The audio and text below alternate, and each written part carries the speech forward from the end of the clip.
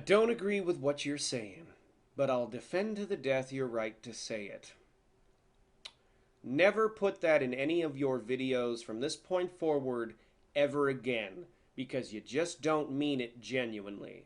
I don't like when people blow smoke up other people's asses, and that's a goddamn chimney of it right there.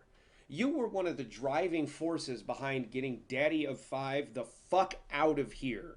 Off YouTube until he turned around and made Family of Five, but then YouTube got their head out of their ass and did the right thing and have gotten rid of that too. You're going to sit there at the start of this video and pull my heartstrings about how Alex Jones is all shitty because he shared a video of a kid getting pushed down to the ground? Oh, you mean the video of the kid in the yellow t-shirt acting like a total bellend to a bunch of grown-ass adults after bullying their children at a public park?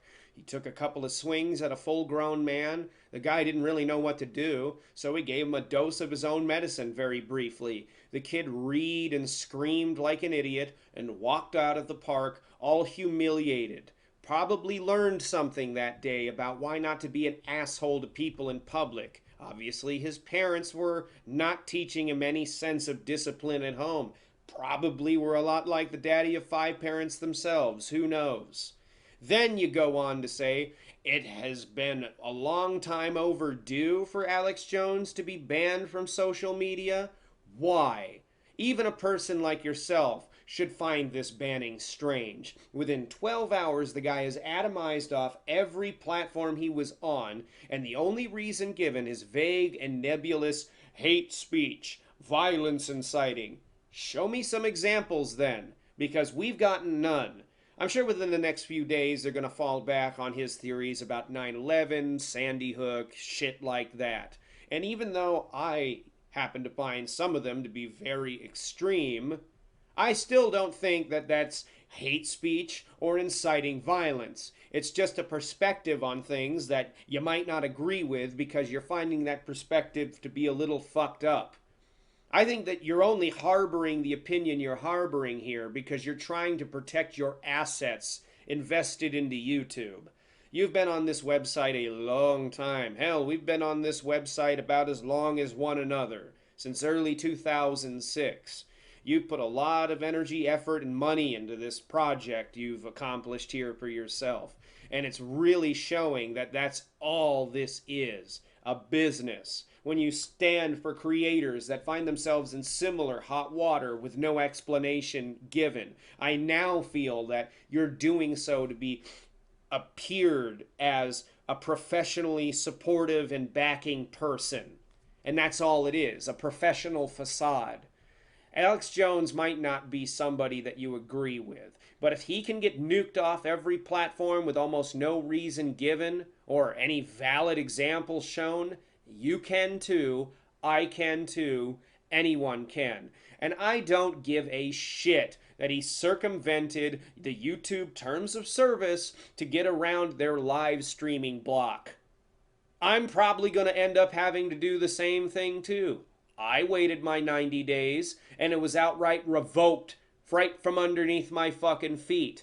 Keemstar is a person whose entire career was built up on the shoulders of trolling the YouTube terms of service. How many silver play buttons has he gotten over the years? How many gold play buttons has he gotten over the years? So for people like that, it's okay for them to break the rules. They can make a career out of it. But for other people, they get condemned. Get the fuck out of here, you two-faced, disingenuous, hypocritical jackass. I am glad I unsubscribed from your channel after seeing this. Oh my god. You know, he proliferated crazy conspiracies like Pizzagate and such. Well, guess what, motherfucker? Shit like that actually happens. And it's not a very flattering reality. The Franklin cover-up, the Franklin scandal, was a real thing.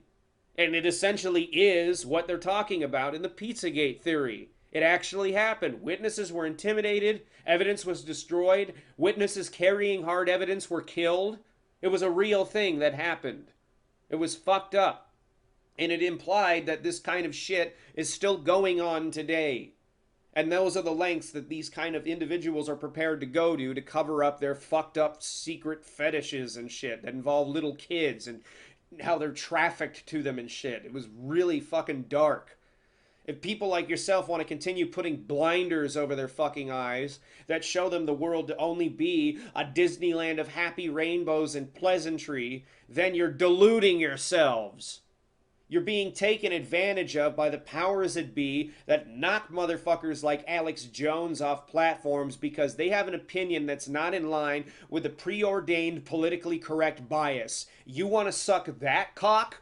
After years of fucking saying, I'm going to sit there and defend to the death your right to say things I don't agree with? Shut the fuck up, Phil.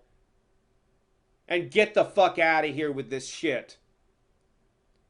You fucking disingenuous piece of fucking shit. I don't agree with a lot of the things the guy had to say either. I don't agree with a lot of things that Paul Joseph Watson fucking says either. But I also do find this very strange, a little bit seemingly coordinated, and just very, very, very dark, setting a precedent for the future of content creators as a whole. Big tech is not a fucking thing that's in solidarity with people that make content where they speak their mind, they speak their opinion. It is under attack. It's under attack every goddamn day. People have to go to alt media platforms to speak their mind. And it's almost like it's understood amongst these corporations that when you do so, you have to be in an essential loony bin with people out there that have extraordinarily extreme opinions that by association with makes you look like you're in their camp as well. You get deplatformed and thrown into the internet lunatic asylum, essentially, because you have nowhere else to go.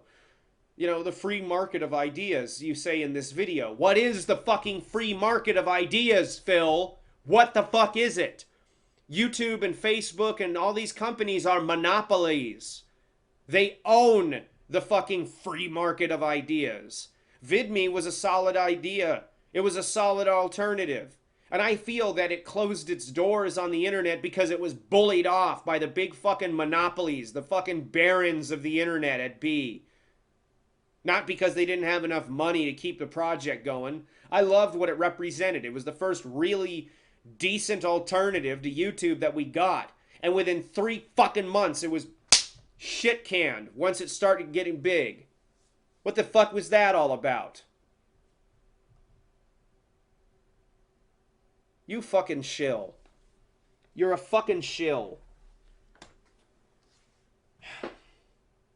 It's disappointing. It really is. You know, you were a neocon, and that was a good thing, I think, really, for the longest time. You had a perspective that was, you know, let's face it, a little bit professional. You stayed within the little bit of the boundaries of political correctness, and I understood it a little bit because, like I said earlier, this is a business for you. You can't be too right when you're at that level. Otherwise, you're not going to have connections to fucking anybody to keep facilitating the business that you're facilitating because that's just the nature of how that industry works. But you're going so fucking far into that goddamn deep end with this shit. It's just, it's sad. It's fucking sad. Anyway, that's my fucking spin on this. This really wasn't a fun way to start my day. And, yeah.